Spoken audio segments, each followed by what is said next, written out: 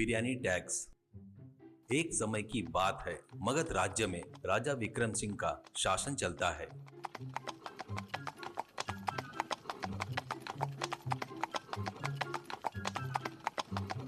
वो राज्य बहुत ही संपन्न राज्य था। उस देश के सभी प्रजा बहुत ही खुशी से जीते हैं।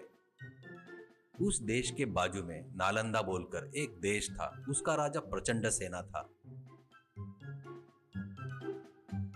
पर वो देश राज्य थोड़ा गरीब देश। वो देश वाले हर छोटी चीज के लिए मगध देश पर आधारित रहते हैं। हर रोज चावल, नमक, दाल जैसे सभी बैलगाड़ी पर या नाव पर नालंदा देश में जाता था। मगध देश में लड्डू बोलकर एक लड़का रहता है। उसको अपने घोड़े पर अपने देश के कई प्रांत में घूमते हुए कई प्रकार के खाने के वस्तुओं का स्वाद देखना बहुत पसंद था।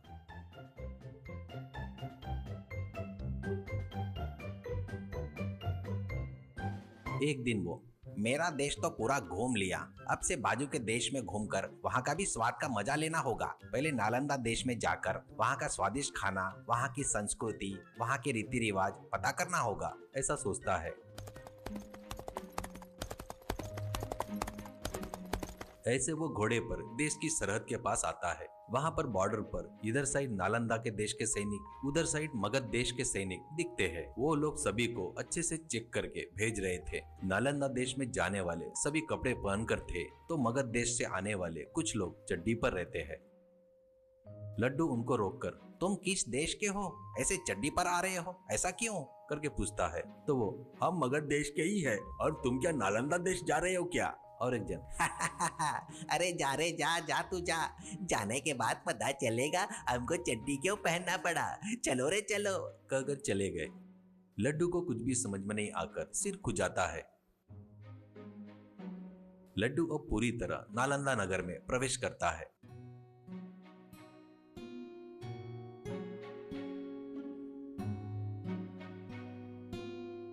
वहाँ एक दुकान में उसको एक गुड़िया बहुत पसंद आती है। तभी एक व्यक्ति उसी गुड़िया की तरफ उंगली दिखाते हुए पूछता है, यह गुड़िया कितने की है? तो दुकानदार, 100 सोने के सिक्के की है, ऐसा कहता है। वो, अरे बाप रे, 100 सोने के सिक्के क्या, रहने दे भाई, करके चला जाता है। लड्डू भी वही गुड़िया को देखते हुए वही गुड़िया दो कहता है। दुकान वाला, तुम किस देश के हो भाई? ऐसा कहता है। लड्डू, हमारा मगध साम्राज्य है, ऐसा कहता है गर्व से। तो दुकानदार, हाँ क्या, तो गुड़िया 200 सोने के सिक्के की है, ऐसा कहता है। तो लड्डू, ये क्या बोल रहे हो, अभी तो उसको 100 सोने के सिक्के की बोले ना, और मुझे 200 बता रहे हो, पागल बनाकर लूटना चाहते हो क्या, करके पूछता है। तो वो, अरे वो धोखा वोखा कुछ नहीं, वो हमारे देश का है, पर तू हमारे देश का नहीं है, इसलिए ऐसा है, ऐसा कहता है। लड्डू, ये क्या, ये अजीब लोग हैं, ठीक है कोई बात नहीं, करके 200 सोने के सिक्के देकर गुड़िया लेता है।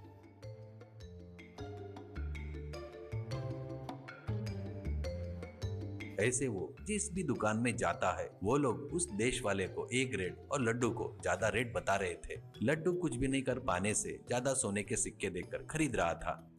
दोपहर होते तक उसके पास के सारे सिक्के खत्म होने के कगार पर थे। तब लड्डू, अरे बाप रे, अगर मैं यहाँ अभी और कुछ देर तक रुका तो मेरे पूरे सिक्के खत्म हो जाएंगे, भूख लगी है, कुछ खाना चाहिए, ऐसा बोलकर एक ढाबे पर आता है। वहां पर देखे तो एक जगह पर चिकन बिरयानी 100 सोने के सिक्के लिखा था। वो खाना लेने वाले से, ए भाई एक चिकन बिरयानी लेकर आ, ऐसा कहता है।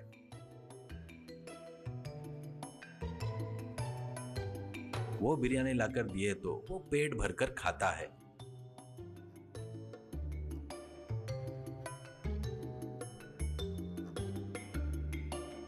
बाद में पैसे देने के लिए टेबल के पास आता है। वो अपने पास देखता है तो बराबर 100 सोने के सिक्के उसके पास होते हैं। तो वो, आहा, ऐसा बोलकर वो पैसे की पोटली टेबल पर रखकर, देख लो बराबर 100 सिक्के हैं, ऐसा कहता है। तब वो ढाबे का मालिक, वो तो ठीक है, पर तुम किस देश के हो, ऐसा कहता है। तो लड्डू, अरे यार यहाँ पर भी शुरू कर दिए क्या, मेरा मगध साम्राज्य है, ऐसा कहता है। तो वो, ऐसा है क्या, तो 200 सोने के सिक्के ज्यादा दे, ऐसा कहता है। तब लड्डू, ये तो अन्याय है भाई, वहाँ पर बिरयानी 100 सोने के सिक्के करके लिखा है ना, तो मैं क्यों ज्यादा दूं? फिर भी इस देश में आया तब से देख रहा हूँ, हम उस देश के है कहते ही ज्यादा रेट बता रहे हो, ऐसा क्यों, करके पूछता है गुस्से से। तो वो, ये सब अपने राजा को जाकर पूछ, तुम्हारे देश से हमारे देश में आने वाले सामान पर कितना टैक्स डाल रहे हैं पता है क्या, हम झेल नहीं पा रहे। पा रहे हैं, उतना टैक्स डाल रहे हैं तुम्हारे राजा। वो झेलना हमारे लिए कितना मुश्किल हो रहा है तुमको पता है क्या?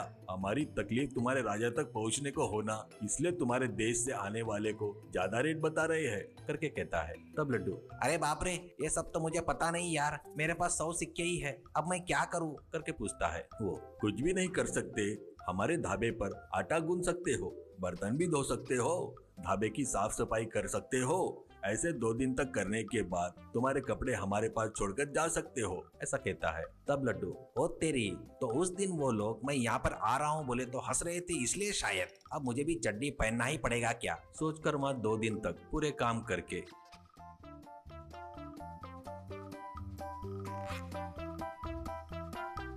अपने कपड़े उनको सौंप कर वापिस अपने देश आता है। कुछ दिनों बाद राजा विक्रम सिंह को अपने देश वालों के साथ ऐसा हो रहा है, वहाँ पर ज्यादा रेट में बेच रहे हैं करके पता चलकर पश्चाताप होता है। इससे वो नालंदा देश का टैक्स कम कर देता है। वो देखकर उस देश की प्रजा बहुत खुश होती है।